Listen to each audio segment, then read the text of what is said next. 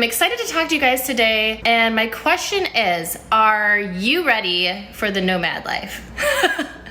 Some of you, I think, are considering this, or maybe you're already in this, done it before, and you're looking to expand, or perhaps you're just kind of curious and creeping, which is totally cool too. I want you to think of this episode as sort of a am I ready for the nomad life checklist. I know we're all different people. Some of us are thinkers, some of us are feelers. Start making a list of the logical reasons and the emotional reasons why you would consider something like this. At the end, assign them a weight somewhere in there based on what you value most, but start with a list. So file under logical.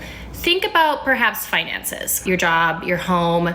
If you don't have a job, do you have enough saved? If you have a location independent job, is that going to be reliable? Do you know if you're going to be able to budget for this and how much it's going to cost? It's one thing to have predictable costs every month, and it's another thing to have sort of unpredictable costs every month. I want you to consider your mode of transportation, consider your housing, the costs that go into that. Say if you go down van life, then there's some upfront costs. You got to buy a van. Then there's campground fees and maintenance. If you do like me with Airbnbs, well, those are all over the place. If you have an apartment, do you have to break your lease? How much is that going to cost? If you have a house, what's it going to take to sell it? Or what is it going to take to rent it out? Crunch those numbers. If you rent it out, you'll need a property manager, you'll need insurance, commercial insurance actually. So you got to think about these other things that you maybe are not top of mind. Logistics. So do you have a lot of stuff? Do you have a short-term plan? And do you have a long-term plan? So my short-term plan was I'm going to put whatever I want to keep in storage and the rest I'm getting rid of.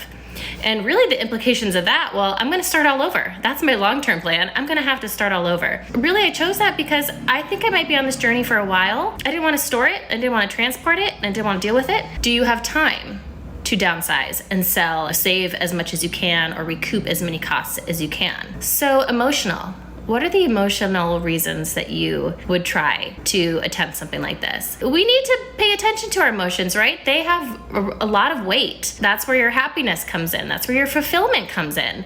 So for me, emotionally, I wanted to do this. I was inspired, if you could call it that, partly inspired by my dad's passing. He didn't get to enjoy the retirement that he had worked so hard for, that he was entitled to after working his entire life. I'm also chasing change. I'm rejecting the status quo. I'm rejecting complacency. I'm single.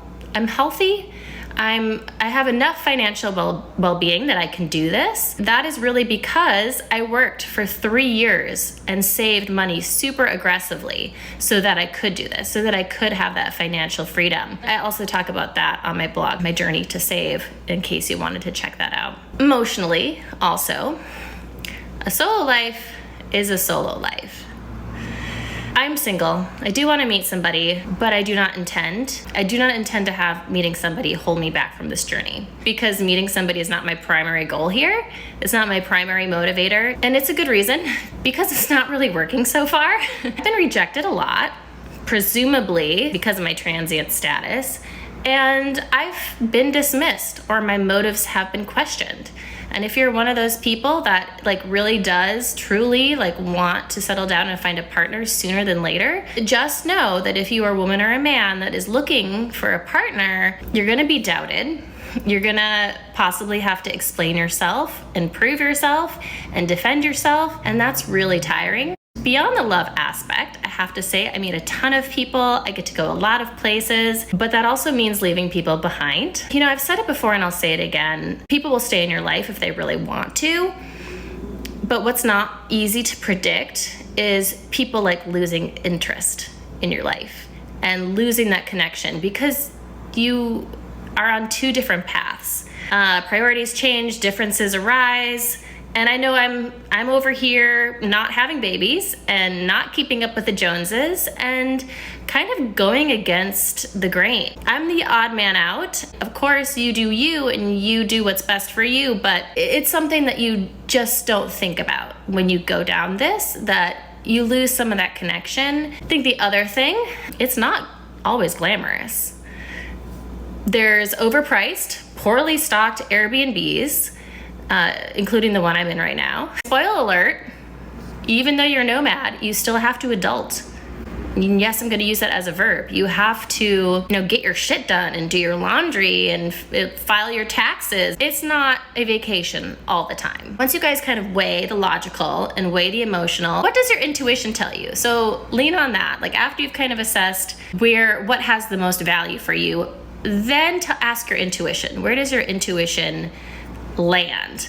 And do you want it enough? All things considered. How do you feel about timing? Do you need more time? Do you need more money? So then go ahead, save aggressively for a little while. Get on Facebook Marketplace and start thinking about when you're gonna do a garage sale. This whole thing is really, I have to say, is really fortifying me in ways that I never thought possible. Just becoming way more self-reliant.